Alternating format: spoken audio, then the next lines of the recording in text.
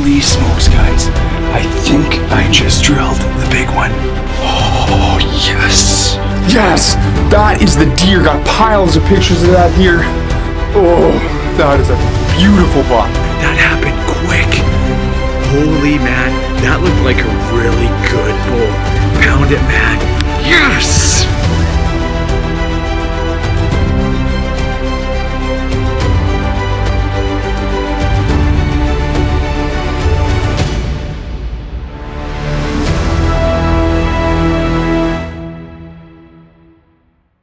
What's going on, guys? I am here with Brendon Ehrhardt. This is another Non-Typical Nation podcast, and he's the owner of 222 Metalworks. We've partnered with Brendon for about a year now, and I just wanted to have you on this podcast, Brendon, because you are just extremely talented when it comes to your metalworks, your skull hangers, and just super creative.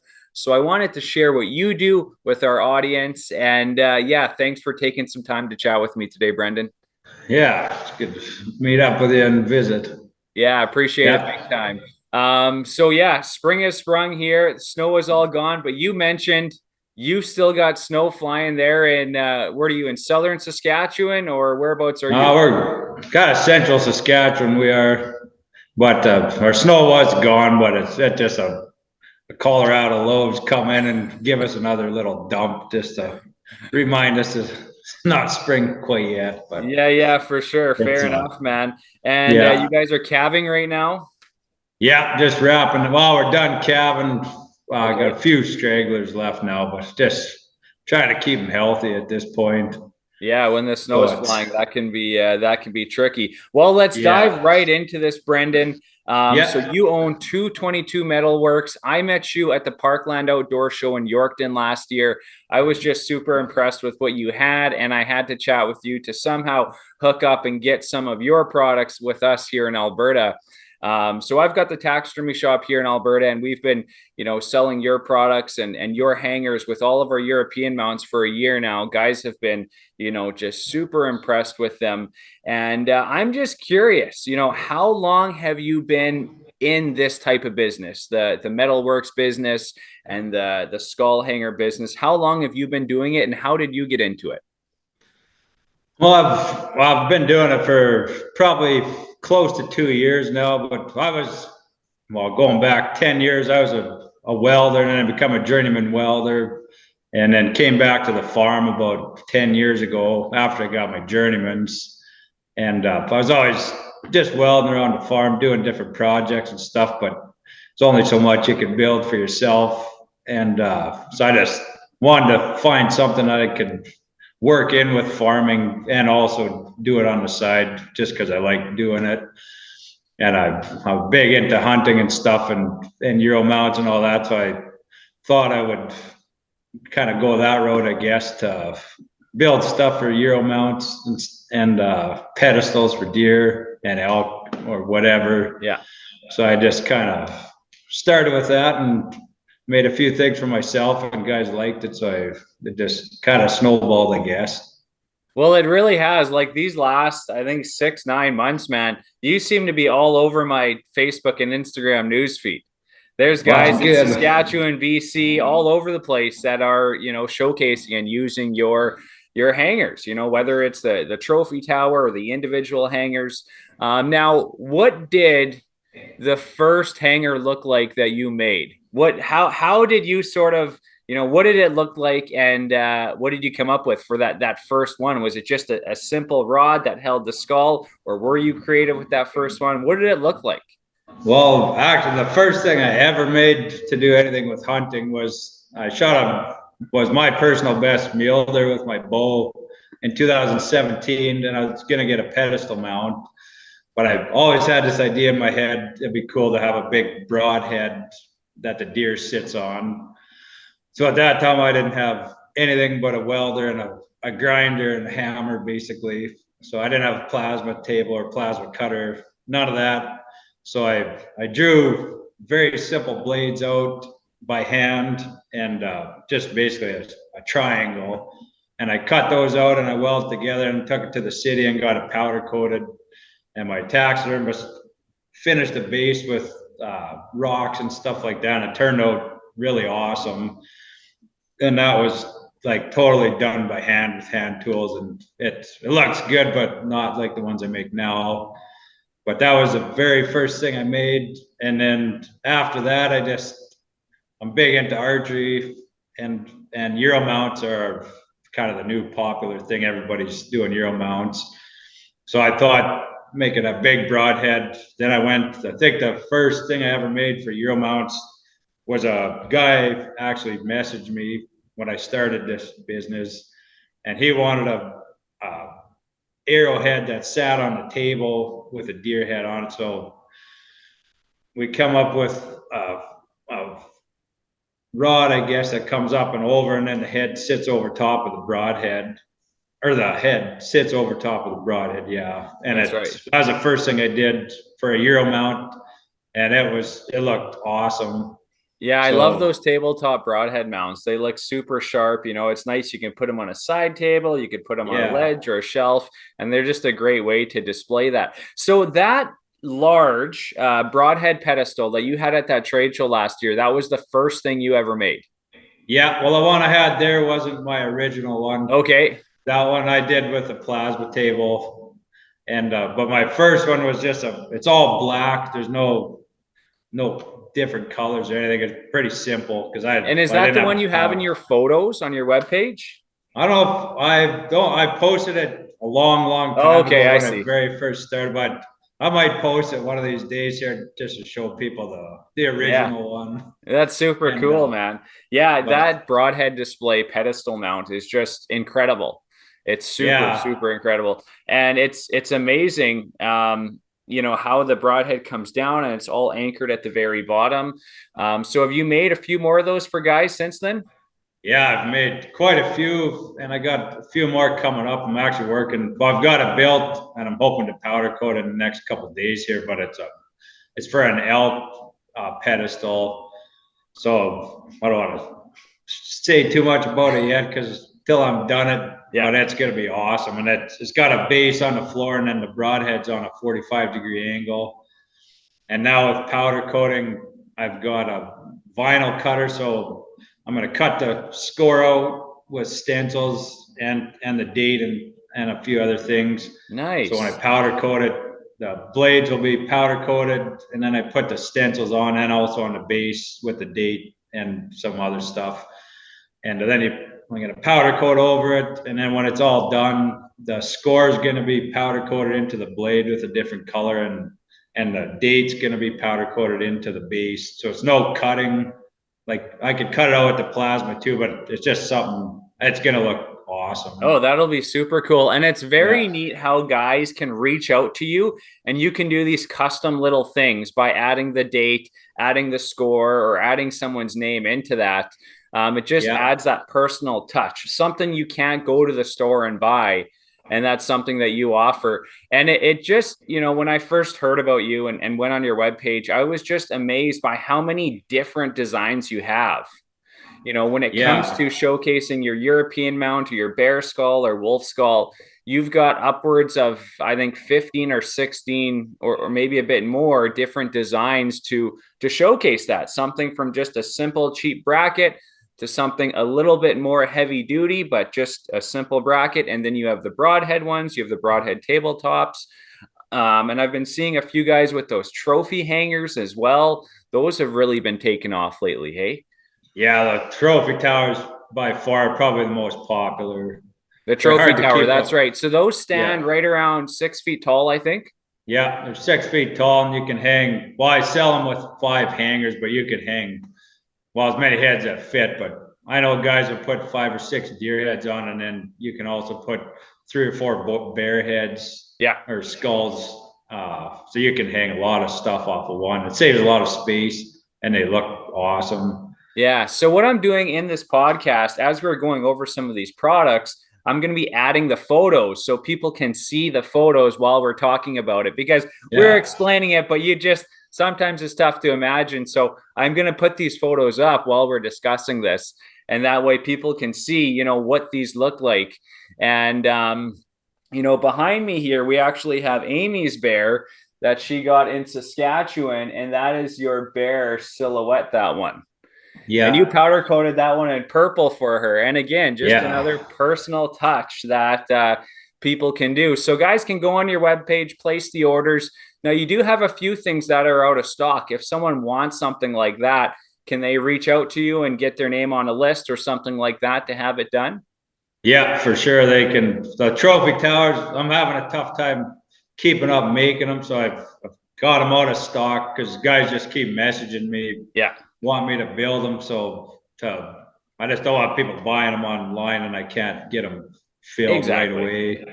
So, but yeah, anything you see on the website, if it's out of stock, just, message me or email me or call me. All my info is on my page as well. Yeah, exactly. And the thing is, like, everything is custom made, you know, and a lot of this stuff is custom made to order. So, you don't want people placing orders expecting to have it in a week if you don't have already stock of that. So, it's great that people can reach out to you and you're the one making these products. So you can do those custom touches, or you can make sure that gets done when they want it done.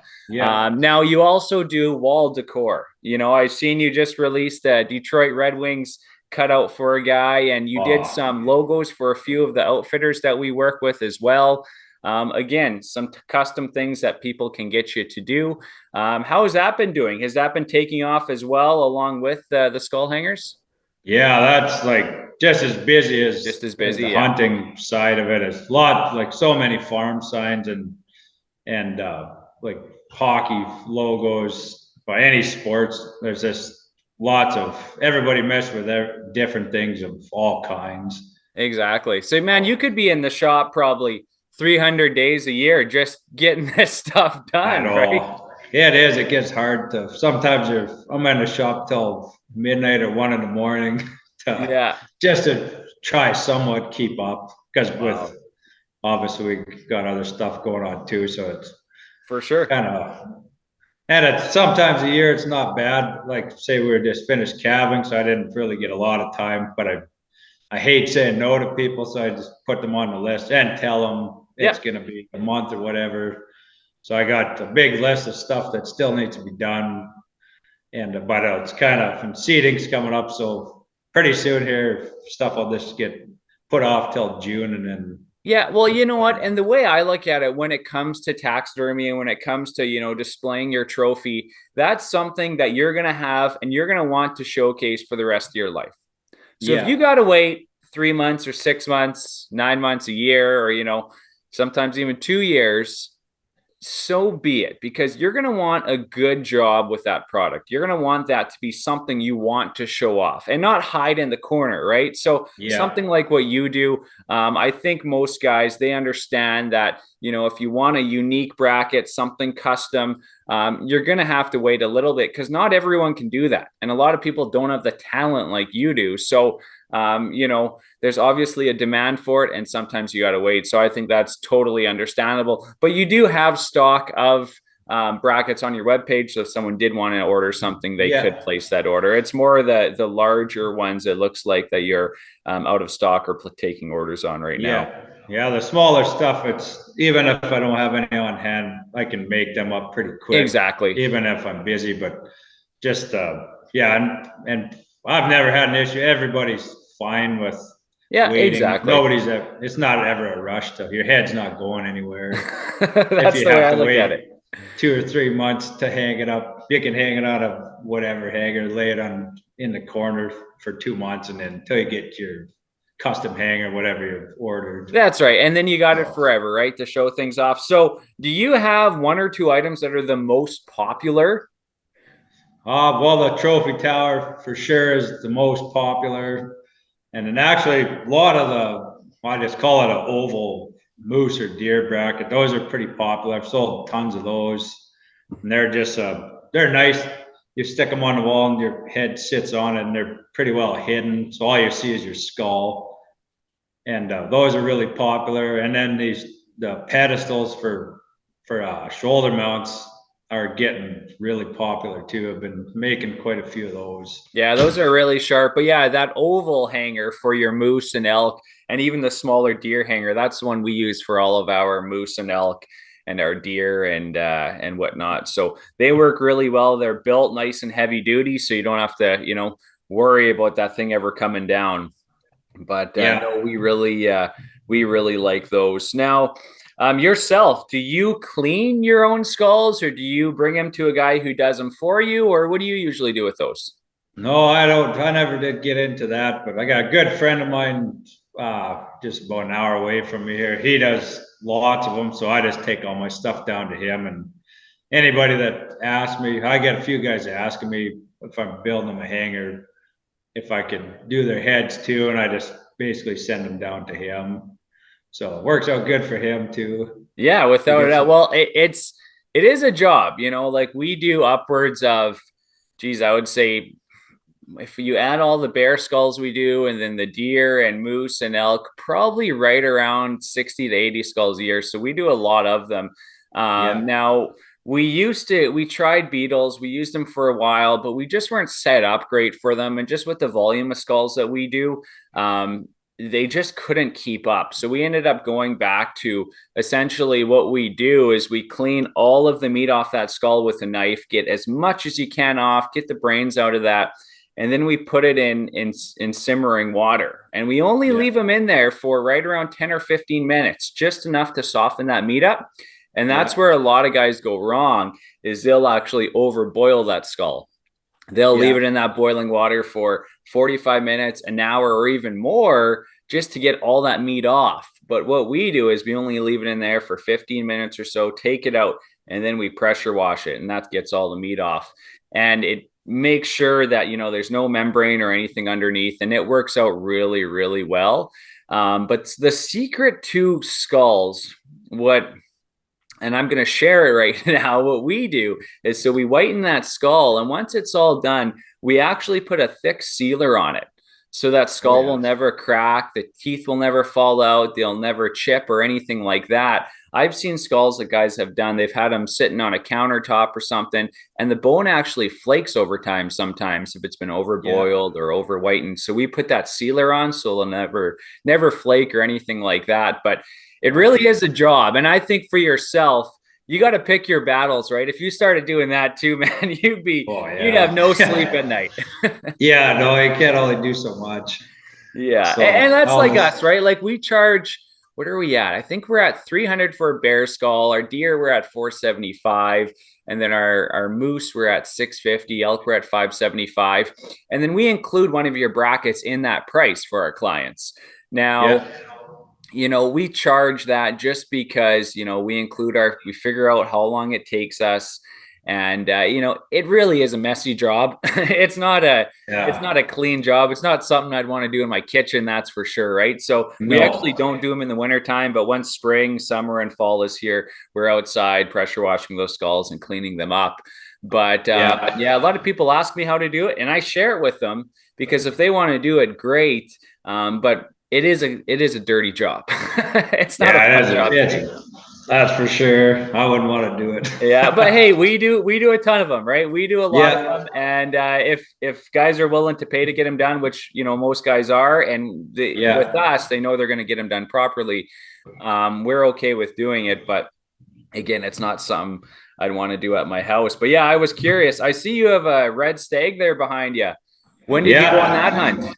Oh, that was 2016. Me and my wife went over there. Nice. So yeah, it was unbelievable. Got a stag and a tar. He's like cat. So he's over farther on the wall here, and then on Arapaho ram, I shot with my bow over there. Really? Oh yeah, just beautiful. I'd love to go back there, just not even to hunt, just to tour. Really? It's such a nice country over there. Have you ever been over there? No, I haven't. Wow. No, I haven't. But we've done quite a few Arapaho rams, and a few stags, a few tars.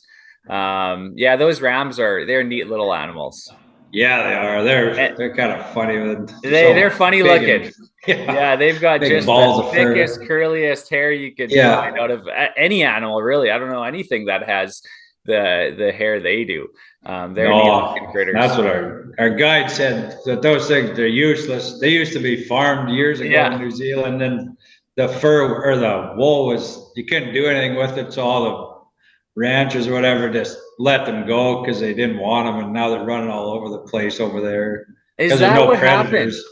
Yeah, because it's Interesting. such a thick, wiry wool that they couldn't use it, so they just turned them loose. And there's no predators in New Yeah. Zealand. Their biggest predators like a hawk and a feral cat. Yeah. So nothing kills them other than hunters. Yeah. So, and the farmers, they get overrun with lots of stuff there, and wallabies too. We hunted those. That was different. That was Did fun. you get one? Yeah, I got 16 of them. Oh. Yeah, they're like gophers over there. Yeah. We went out at night with a spotlight, Yeah. and they're just jumping everywhere. They're tough. We used a 243 actually. No way. Jim, that was my guide's name. We just drove around the fields and he'd spotlight and they'd be hopping all over the place, and he'd just line up on them, and the farmers want to get rid of them because they destroy their crops. Super cool. Yeah. So we actually, one of the clients who came from New Zealand, we did like, I think 3 stag, a few Arapawa ram, and we did a life-size wallaby for him. And, just like a little mini kangaroo essentially is what they are. And they're just, we actually did an Australian possum for him too. Oh yeah. Did you see any of those there? No, we didn't see a possum. We seen a little hedgehog we saw. Okay. One night. I guess they're wild there too, but we didn't see any possums. And actually talking about mounting the wallabies, he asked me too, because I shot one big one as a big male. And he asked me if I wanted to take it home. But first my wife said no, but I was not really interested in mounting one anyway, but they would be kind of a cool looking thing. Right on, man. If you don't mind me asking, who did you go hunting with? Jim Gibson's his name, with New Zealand Safaris. Okay. His outfitter's company, and he's awesome guy. He's a rodeo guy. He used to live in Alberta actually when he was younger and did a bit of the rodeo circuit. Okay. And picks you up from the airport, and as soon as you meet him, it's like you're perfect, like knowing him forever. He just starts visiting with you, and he swears like a sailor, which was funny because he just, I don't know, just such a likable guy. Yeah, so he's a Canadian living in New Zealand now.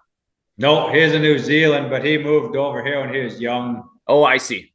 And moved back, yeah. So yeah, he's originally from New Zealand. Cool. Well, there's a plug for him. I might have to check that out. It's definitely something we'd like to do for sure. It sounds like you went with a great guy. Yeah, he'd be the guy to go with. I could get you in touch with him because he's an awesome guy. Super cool. Now, what do you have planned this year for hunts? You know, you're in just prime mule deer country there. Big whitetails in your area too. What's the game plan this year? Well, first we'll see when the draws, we put in for the draws in May here coming up. So we'll see what happens there. Hopefully, well, elk tags about the only thing I'd probably get drawn for, but as far as hunting, I'll be definitely whitetails and mule deer. Hopefully get up north for moose and elk a bit, and bear hunting this spring. We always try to get up at least for not a lot of time, but one weekend, hopefully 2. Nice. And hunt bears.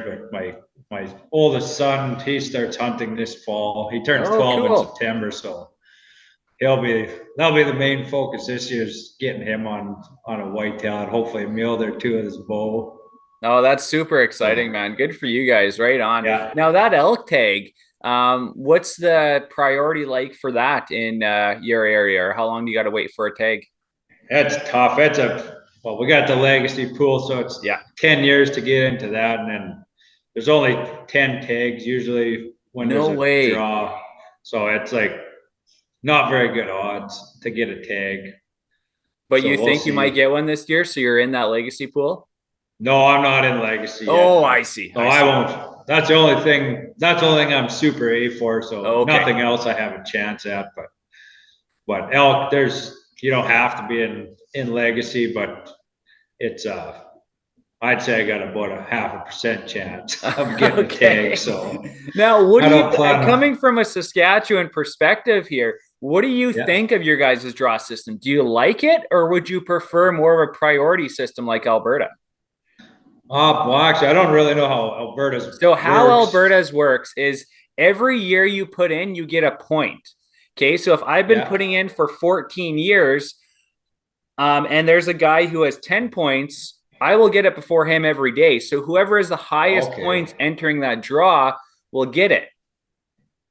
So like Antelope, for example, there's zones down south where, you know, last year you can look and they gave out, say, 300 tags and it says, you know, 270 guys with 13 points got it. And then 30 guys with 12 points got it. So I know this year going into that draw that if I have 13 or 12 points is a good chance of me getting it. But that means no one with lower points than me will ever get it. So whoever has the highest points is guaranteed to get it before the next guy. And then, like, do you guys have, or are you probably familiar with our draw season and zones? Are your zones smaller than ours? So they are. You guys have larger zones in Saskatchewan. Yeah, that's one thing I would like. And you're still going to get, like, where the cities are close to, those zones are still going to get the most applicants. But yeah, be nice to see small, I don't know if it would help, but smaller zones, then more locals, I think, would put in for their zones more. Exactly. And having one big, I don't know what the answer is. Yeah. But it's tough well, there's so many people been putting in lately, and the tags. Because like you're so to get into that very top pool in Saskatchewan, that's now called the Legacy Pool. Yeah. And they just added that a few years ago, didn't they? Yeah, they did. I think 4 years ago, maybe. And so how many years do you have to wait to get into that pool? So say you get drawn for something, then you drop to the D and it takes you 4 years or whatever, 5 years to get back to Super A, which used to be our top priority pool. But then with the amount of people putting in and the amount of tags, the Super A there's so many people in it that your chance of getting drawn was very small. So then everybody was complaining until they added the Legacy Pool, which is essentially the same as the Super A, but you got to wait 10 years from Super A. You got to be in Super A 10 years to get to Legacy, which is fine for the first few years they had it, because there wouldn't be many guys in Legacy. But that's right. The Legacy is going to be no different than the Super A. Exactly. Soon. So all it's making is, I'd rather just have it how it was, where me and you are both in Super A, so we have the same chance, but you'd only have to wait 5 years to have a chance. Now you're waiting 15 years. Yeah, and so once you get to that top pool, then it's just a total draw with everyone in that pool to get those, 100 tags or 50 tags or whatever it is. Yeah, so like you guys, it'd be better if there was a point system, so you got to say hit Legacy and then get a point every year. At least you're still advancing. Yeah. Whereas Legacy, it's nice. I kind of like the way we do it because, for example, I look at the zones I want to hunt, and they'll release the stats from last year, and it'll say, for example, where I like to moose hunt. Last year they gave out 60 tags, and the lowest priority that got a tag was a 6 priority. So I know this year that with 6 priority, there's a possibility that I should be able to draw that tag unless they drastically reduce the tag amount. Yeah. But it helps us sort of plan our hunts for the fall ahead of time, because if you look into it and actually study how it works, you can almost project what tags you're going to draw. Yeah. I think that would be better than for sure what we have. Now, the only downfall for that is, say, Antelope, for example, once I have 12 or 13 points, there's going to be more people with those points, because as time goes, there's more hunters building points. It might take me 14 years to draw that tag. Where if we had your model for that, once I hit that Super A at 10, I have the same chances of drawing that tag at 10 as I would with 14 or 15. Yeah. So, it's 6 of one, half a dozen of another. I don't mind the way we do it. I think it's all right. But your guys it doesn't really allow you to try and plan for, the future ahead until you draw that tag, obviously. Yeah. And like a lot of guys too, they'll be in Super A for everything. and then also never get drawn for nothing. And then all of a sudden they get a moose and an elk and a mule deer, like 3, and you can't give it up and save. I don't think you can anyway. Oh yeah, you can if you get drawn for 3 things, I think you can turn one down. Oh really? I didn't know and that. Keep your priority.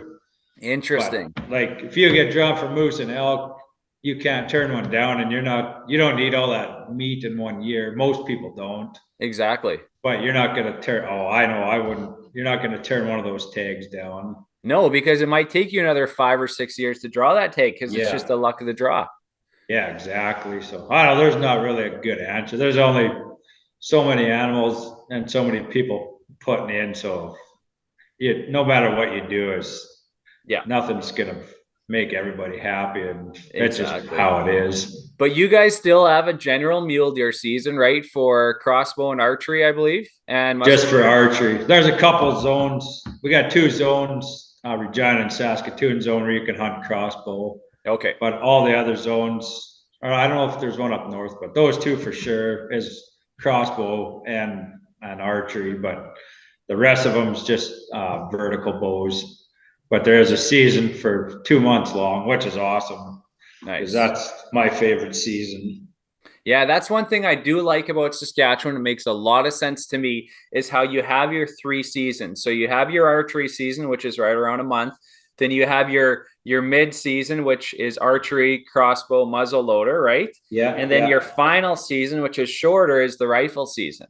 Yeah. I really like that, because it promotes, folks to get into archery. Where we are up here, archery season is from, like, for whitetails north of town here, archery is April or August 26th, and it runs until September 1st. And then rifle is September 1st until the end of November. Really? Yes. Yeah, that's not. So I'm sitting in the tree stand like September 8th, trying to get a velvet deer, and there's guns going off all around me, and it's just mayhem. Now, if you go a little bit further south, what they do is archery runs until the end of October, and then rifle starts November 1st till the end of November.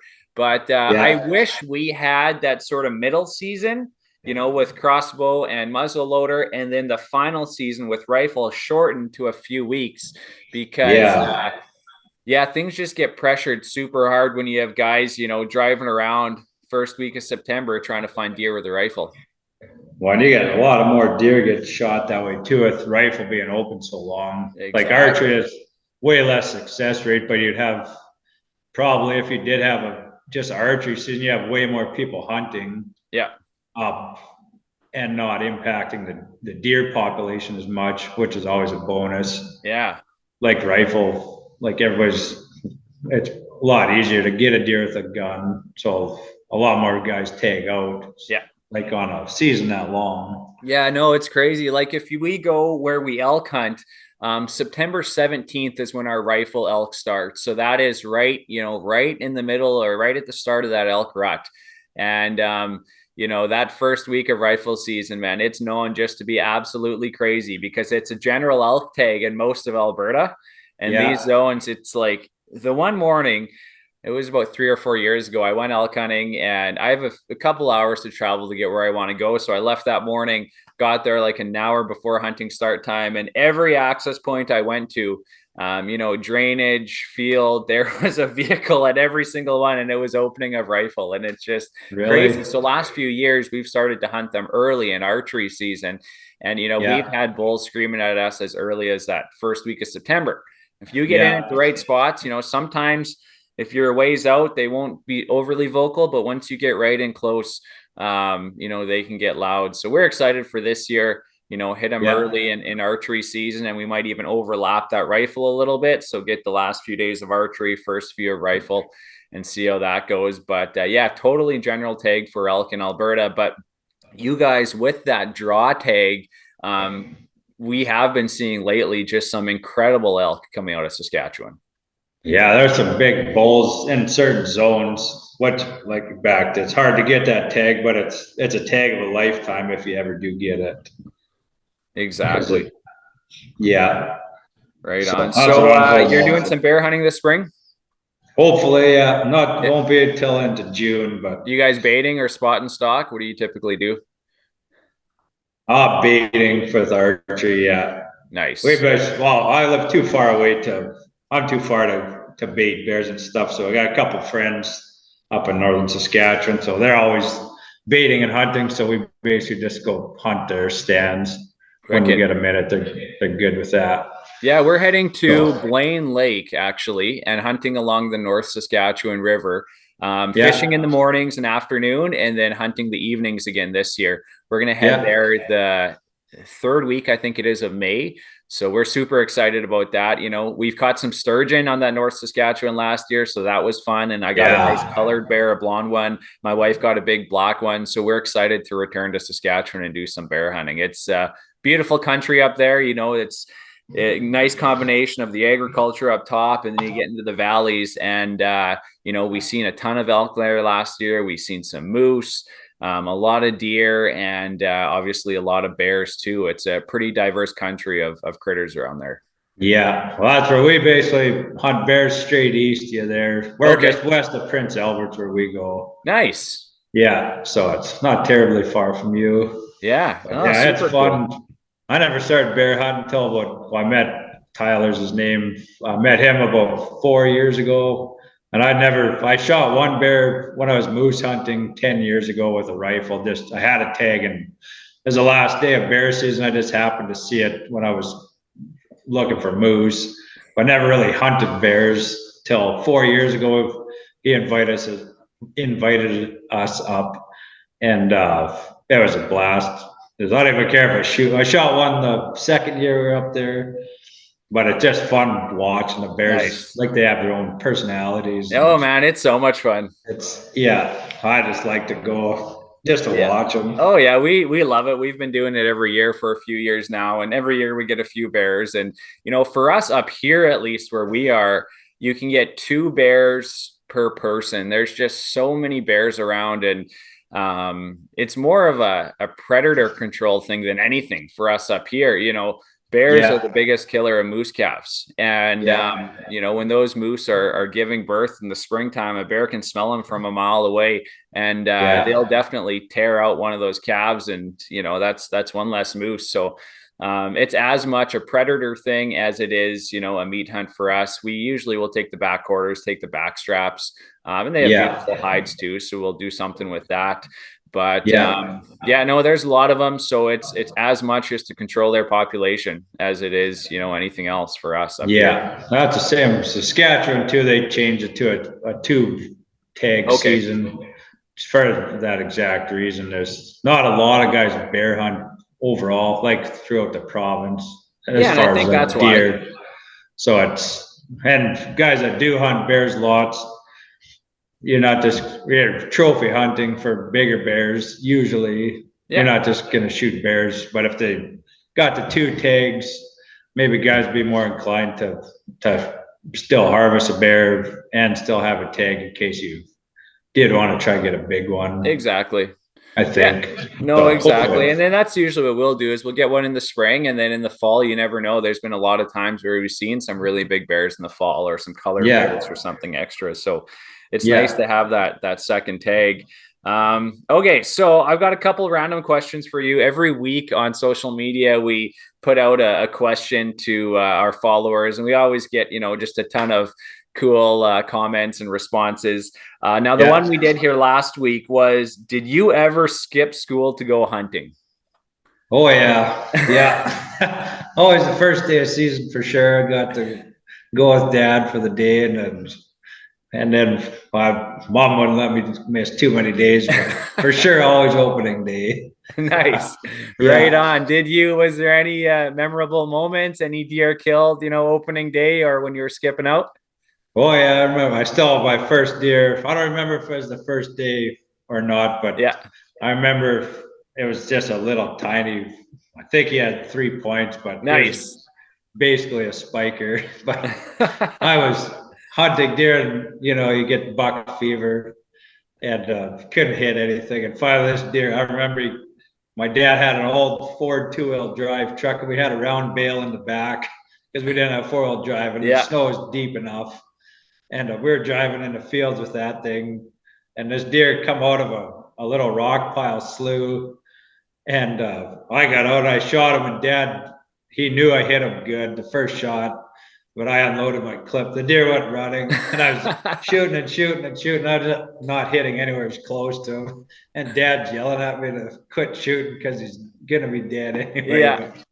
But I was so happy when we got that deer and strapped him on the end gate with binder twine behind the round bale, and took him straight to my grandpa's place. Nice. To show him, because that was my first deer. Never so proud, that. eh?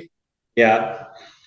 So yeah, that's cool, man. It's just like an internal instinct, right? Like even if you watch kids catch a fish or, you know, shoot their first deer, something they haven't experienced before and don't really know a whole lot about, but it's just like, it's an internal instinct to harvest something and, you know, then just show it to people and be proud of it, because, you know, that's going to feed someone, or, you know, it's just, it's in all of us, man. And I would bet that if I brought someone who is an anti-hunter and just said, hey, clear your mind for a couple days, let's go get a deer, I would bet they'd have the same emotions you did when you killed that deer. Yeah. It's just an internal thing that a lot of people don't totally understand, but if they actually did it, I think they would. Yeah, because it's not about killing the deer. That's not it at all. It's the whole experience. And like you said, you make sausage, or I eat lots of sausage and steak and stuff. Your freezer's full of meat that you went and got on your own. Yeah, and then showing people and providing and sharing it with them, right? That's what it's all about. And experiences like that was with my dad. Like I've hunted lots with him, but you'll never ever forget that. No. So it's, so you did skip school to go hunting. Yeah, sometimes Mom was a little sticky on it, but always weaseled a couple days a year. Fair enough. Yeah. Well, Brendon, thanks so much, man, for taking some time and chatting with me. Share your webpage with everybody and your social media handles so they can find you online. Yeah, so you can go to 222metalworks.com. That's my webpage. There's an online store and stuff on there, and my contact info's on there. And also Facebook and Instagram, 222 Metalworks. I post a lot of the stuff that I do is so many different things, from signs to hunting displays, you name it. So check out Instagram and Facebook, both under that name, and contact me through that as well. If you got anything, any ideas that you want or to look into or get something made up. Right on, Brendon. Well, thanks so much for doing this, man. I greatly appreciate it. And you bet. All the best this spring bear season. Yeah, you too. I'll talk to you later. Okay, man. Take care of those calves, eh? Yeah, you betcha. Okay, bye. Yeah, bye.